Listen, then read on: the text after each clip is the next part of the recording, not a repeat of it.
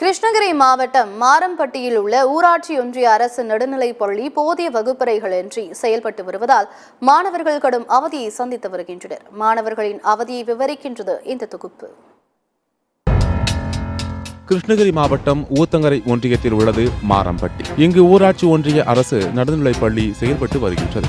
இந்த பள்ளியில் சுற்றுவட்டார கிராம பகுதிகளில் இருந்து சுமார் 80க்கும் மேற்பட்ட மாணவர்கள் 1ஆம் வகுப்பு முதல் 8ஆம் வகுப்பு வரை படித்து வருகின்றனர். சுமார் 80க்கும் மேற்பட்ட மாணவர்கள் பயின்று வரக்கூடிய இப்பள்ளியில் மொத்தம் 5 வகுப்பறைகள் மட்டுமே உள்ளன. ஆனால் அதில் ஒரு வகுப்பறை மிகவும் பழுதடைந்து ஆபத்தான நிலையில் 2019ஆம் ஆண்டு முதல் பயன்படுத்தப்படாமல் உள்ளது. இதனால் அனைத்து மாணவர்களும் மீதமுள்ள 4 வகுப்பறைகளை மட்டுமே பயன்படுத்தி வருகின்றனர். மிகவும் பழுதடைந்து ஆபத்தான நிலையில் மேற்கூரைகளில் இருந்து சிமெண்ட் பூச்சுகள் பெயர்ந்து கீழே விழுந்தும் சுவர்கள் முழுவதும் விரிசல் விட்டும் ஆபத்தான முறையில் இருப்பதால் மாணவர்கள் அப்பகுதியில் வராத வண்ணம் அபாய எச்சரிக்கை அறிவிப்பு வைக்கப்பட்டுள்ளது. இதுகுறித்து அப்பகுதியைச் சேர்ந்த வெங்கடாச்சலம் நமது செய்தியாளரிடம் கூறுகையில், கடந்த 2019ஆம் ஆண்டு முதல் இதே நிலைதான் காணப்படுவதாகவும் பழுதடைந்த கட்டிடத்தை இடித்துவிட்டு புதிய வகுப்பறையை கட்டித்தர வேண்டுமென அனைத்து துறை அதிகாரிகளிடமும் மனு அளித்தும் இதுவரை எந்தவித பயனும் இல்லை என தெரிவித்தார். தொடர்ந்து நம்மிடம் பேசிய அவர் தெரிவிக்கையில், இங்க பாத்தீங்கன்னா போதுமான வகுப்பறை வசதி இல்லாதனால பசங்க மழையிலையும் வெயிலையும் உட்காந்துருக்குறாங்க. ஒரு பில்டிங் பாலடைஞ்ச பில்டிங் ஒன்று இருக்குதுங்க. 6-7 வருஷம் ஆச்சு அது பூட்டி.